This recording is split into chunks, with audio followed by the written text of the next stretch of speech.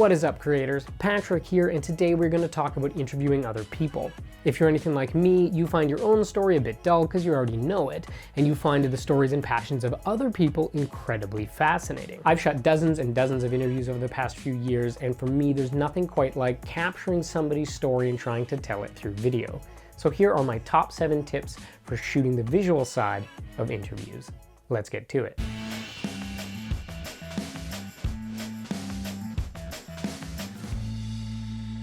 This video assumes that you understand the concepts of rule of thirds, headroom, and basic 3-point lighting that we covered in a previous video. If you need to click here for a refresher, go ahead and do that. This video is going to build upon that knowledge.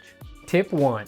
Now, it's normal for a news anchor, a president during a presidential address, or someone in a makeup commercial to look directly into the lens because everybody's aware of this relationship. The person is directly addressing the audience. To help demonstrate this, let's go to Daniel in the studio. Good evening, citizens of Gotham. The Joker has threatened to blow up a building in the city. Find out which building tonight at 11. However, in interviews, documentaries, and even kind of in regular TV shows, nobody is directly addressing you, the audience. It's more like you're observing a conversation that has happened or is happening, and it's like that person is being quoted. So they'll look a little bit off camera. To demonstrate that, welcome Madison. I understand you experienced some excitement today. Tell us your story. Today, Batman bought me ice cream, and then the Joker stole it from me. I'm sorry. Tough luck, Maddie. On to tip 2. Now a couple of quick things about eyeballs. The first one is pretty basic. It's keeping both eyes in the frame. This is related to head rotation. They can't be looking too far away or it looks kind of nuts, but they can't be looking too close to the lens or it looks really odd. Am I looking into the camera lens or somewhere else?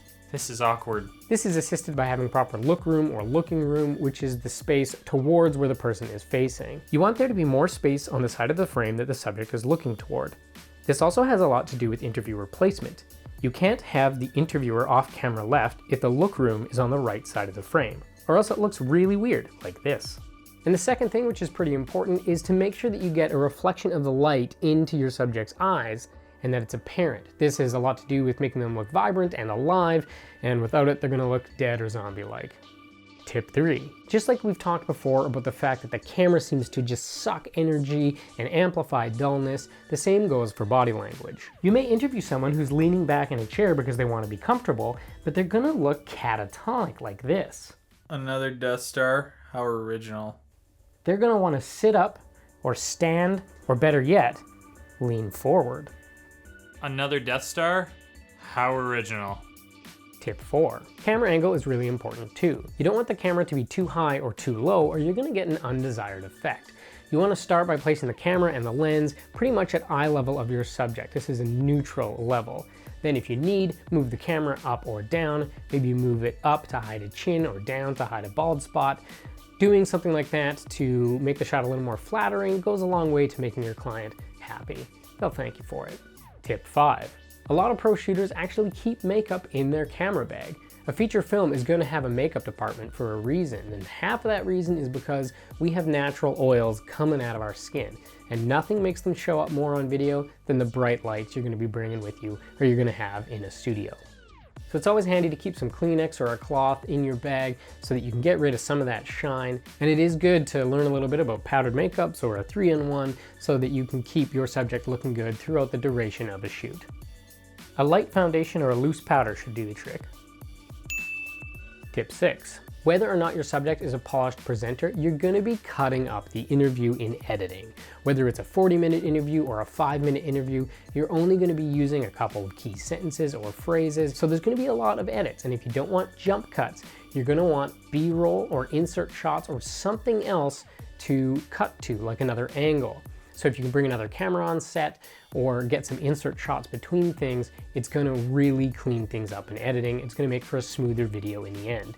Here's an example of what something looks like without that. My favorite character to play in Overwatch would have to be Junkrat.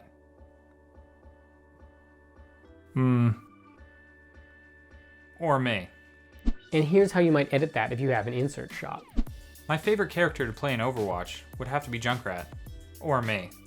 As long as you're not changing their answers, the client will thank you for making them look better or smarter by removing 10 seconds of dead air. I don't think there's any ethical problems here, but it's going to save you from having horrible jump cuts, having a nicer edit like that. Tip 7. In this last tip, let's look at why the lighting should match the mood of your subject matter. Here's an example. I just had to survive the entire weekend without the internet. Inside Out is a wonderful movie with fantastic characters, and it's a great movie to watch with your family. That wasn't quite right. Let's try matching the lighting now to the mood of what they're saying. Inside Out was a wonderful movie full of fantastic characters, and is a great movie for your family to watch together. I just had to survive the entire weekend without the internet. Yeah, that's more like it. Bright is light, dark, moody, serious. It's good. That's it for the tips, but of course through all of this and the other videos on the channel, rules can be broken. It's not going to be the same in every scenario or when you're run and gunning or only using natural light, but as Pablo Picasso said, you have to know the rules like a pro so you can break them like an artist. Well, as always, thanks for watching and liking and subscribing, and if you have any questions or comments, you want to tell me how this was helpful for you, or you have any video requests, please throw them in the comments below. Thanks for watching. Bye-bye.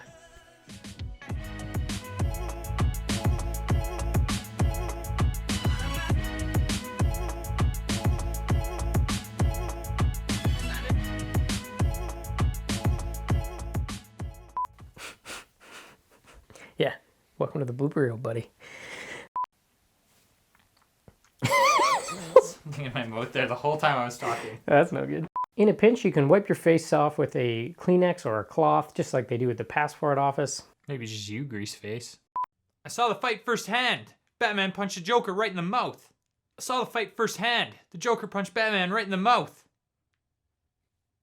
Did I say that backwards? No, I think... Wait, yes you did. Excuse me, I'd like some Skittles, please. Only red ones. Come on. Chop, chop.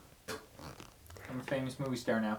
You have to stand up or sit up straight, or better yet, lean forward. Yet another Death Star. Goddamn guitar!